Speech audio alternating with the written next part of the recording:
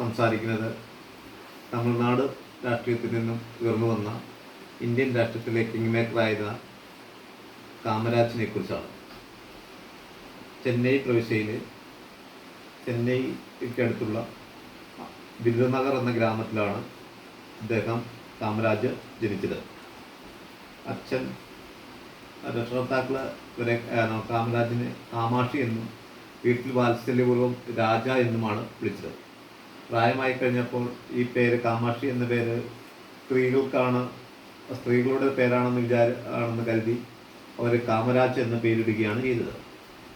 പിന്നീട് Indian national കോൺഗ്രസിലേക്ക് സജീവമായിട്ട് ഇറങ്ങുവാനുണ്ടായ കാരണം എന്ന് പറയുന്നത് 1919 ജാലിയൻ വാലാബാഗ് കൂട്ടക്കൊലയെ തുടർന്ന് ഉണ്ടായ അനുഭവങ്ങളും അല്ലെങ്കിൽ അദ്ദേഹത്തെ ഇന്ത്യൻ നാഷണൽ കോൺഗ്രസിലേക്ക് കൊണ്ടുവരാൻ കാരണമായത്.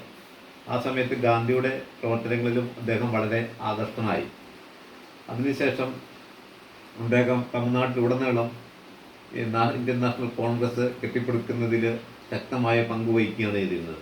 തമിഴ്നാട്ടിൽ കോൺഗ്രസിലേക്ക് സാധാരണക്കാരെ ആകർഷിക്കുന്നതിൽ കാമരാജിൻ്റെ പങ്ക് വലുതാണ്. കാരണം ആ സമയത്ത് കോൺഗ്രസ് എന്ന് പറയുന്നത് സവർണരുടെയും സമ്പന്നരുടെയും ഇംഗ്ലീഷ് വിദ്യാഭ്യാസം നേടിയവരുടെയും ഒക്കെ ഒരു പാർട്ടിയായിരുന്നു കോൺഗ്രസ്. അത് നാടാർ സമുദായത്തിൽ ജനിച്ച കാമരാജ് പ്രൈമറി വിദ്യാഭ്യാസം മാത്രമേ ഉണ്ടായിരുന്നുള്ളൂ. അതിൻ്റെ ഫലമായിട്ട് അദ്ദേഹം പ്രൈമറി വിദ്യാഭ്യാസം മാത്രമാണ് ഉണ്ടായിരുന്നുള്ളൂ. പിന്നീട് സംഘടനാ പ്രവർത്തനത്തിൻ്റെ ഫലമായിട്ട് പലപ്പോഴും ജയിലിൽ പോയിട്ടുണ്ട്. ജയിലിൽ കിടന്നുവരെ വിരുദനഗർ മുനിസിപ്പാലിറ്റിയിലേക്ക് നോമിനേഷൻ കൊടുക്കുകയും വിജയിക്കുകയും ചെയ്തു. ആ മുനിസിപ്പാലിറ്റിയിൽ ഒരു ദിവസം മുനിസിപ്പൽ ചെയർമാനായിട്ട് അദ്ദേഹം സേവനമനുഷ്ഠിക്കുകയും ചെയ്തിട്ടുണ്ട്. പിന്നീട് അദ്ദേഹത്തിൻ്റെ പ്രവർത്തനങ്ങൾ കണ്ടുകൊണ്ട് ഇന്ത്യൻ നാഷണൽ കോൺഗ്രസ് തമിഴ്നാടിൻ്റെ മുഖ്യമന്ത്രി സ്ഥാനം കാമരാജിന് നൽകപ്പെടുകയാണ് ചെയ്തത്. ആ കാമരാജിന് നൽകപ്പെട്ടതിന് ശേഷം 9 വർഷത്തോളം അദ്ദേഹം തമിഴ്നാട്ടിൽ മുഖ്യമന്ത്രി സ്ഥാനം വഹിക്കുകയും ആ കാലഘട്ടം സുവർണ്ണ കാലഘട്ടമായിട്ടാണ് കണക്കാക്കപ്പെടുന്നത്. ഈ സമയത്താണ് ധാരാളം വിദ്യാഭ്യാസ സ്ഥാപനങ്ങൾ കാമരാജ് അനുവദിക്കുകയും അതുപോലെ തന്നെ ഉച്ചക്കഞ്ഞി എന്ന പദ്ധതി സ്കൂളുകളിൽ കൊണ്ടുവരികയും ചെയ്തിരുന്നത്. ആ കാലഘട്ടങ്ങളിലാണ് 55-ലാണ്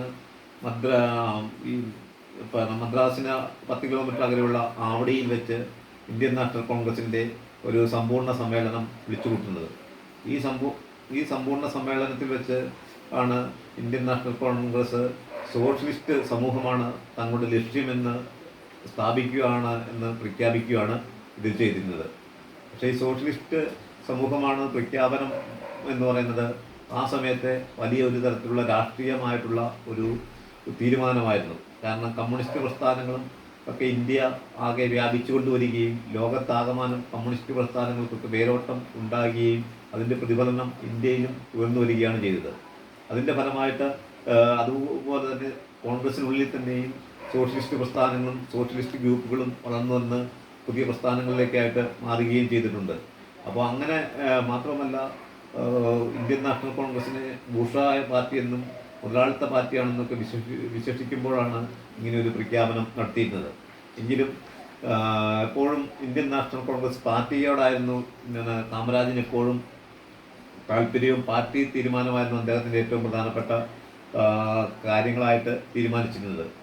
1957 മദ്രാസിൽ നിയമസഭയിൽ തെരഞ്ഞെടുപ്പിൽ 15 സീറ്റ് ഉണ്ടായിരുന്ന DMKക്ക് 62 സീറ്റ് കിട്ടിക്കഴിഞ്ഞപ്പോൾ 1962 50 സീറ്റ് കിട്ടിയപ്പോഴേക്കും അദ്ദേഹത്തിന് തോന്നി ഇന്ത്യൻ നാഷണൽ കോൺഗ്രസ് തമിഴ്നാട്ടിലെ പ്രവർത്തനങ്ങളിൽ വളരെയധികം പിന്നോട്ട് പോവുകയെന്ന് മനസ്സിലാക്കുകയാണ് ചെയ്തത്. അതുകൂടാതെ തിരുവണ്ണാമല ഉപതെരഞ്ഞെടുപ്പ് കഴിഞ്ഞ് വന്നപ്പോൾ അവിടെ സർവ്വസന്നാഹവും ഉപയോഗിച്ച് കാമരാജ് പ്രവർത്തിച്ചെങ്കിലും DMK അവിടെ വിജയിക്കുകയാണ് ചെയ്തിരുന്നത്. അതുകൊണ്ട്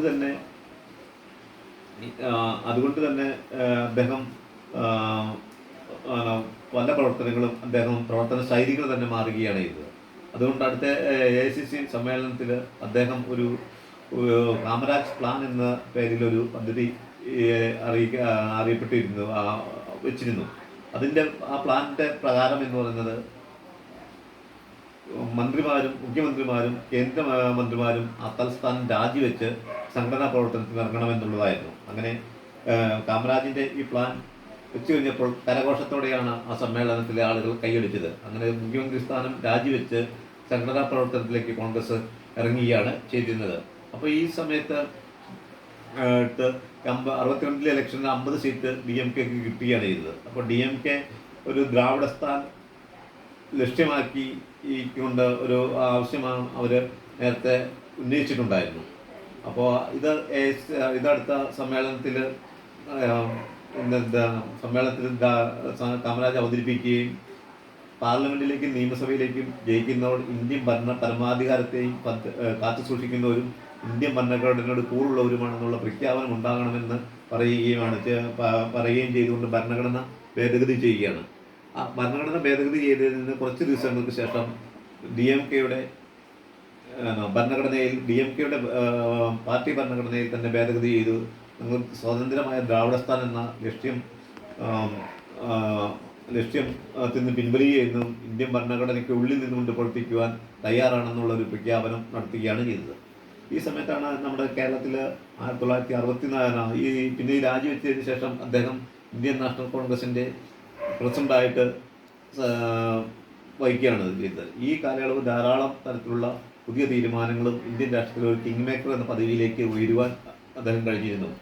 കേരളത്തിലാണെങ്കിൽ 1964 കോൺഗ്രസിലെ 6 മന്ത്രിസഭയെ മറിച്ചെടുത്ത 15 MLA-മാർക്കെതിരെ ശക്തമായ താക്കീത് നൽകണമെന്നും അവരുമായിട്ട് യാതൊരു ചർച്ചയും വേണ്ട എന്നുള്ളൊരു തീരുമാനമാണ് അദ്ദേഹം എടുത്തിരുന്നത്. കാരണം പിന്നീട് കേരള കോൺഗ്രസ് 25 MLA-മാരായിട്ട് തിരിച്ചു വന്നു കഴിഞ്ഞപ്പോൾ കോൺഗ്രസിന് പിന്തുണ നൽകാൻ കേരള കോൺഗ്രസ് തയ്യാറായിരുന്നപ്പോഴും അത് വേണ്ട എന്ന് തീരുമാനിക്കുകയാണ് ചെയ്തിരുന്നത്. അതിനുശേഷം നെഹ്റുവിൻ്റെ മരണം 64 നെഹ്റുവിൻ്റെ മരണശേഷം ഗുൽസാരിലാൽ നന്ദ ഇന്ത്യയുടെ പ്രധാനമന്ത്രിയായി ഇടക്കാല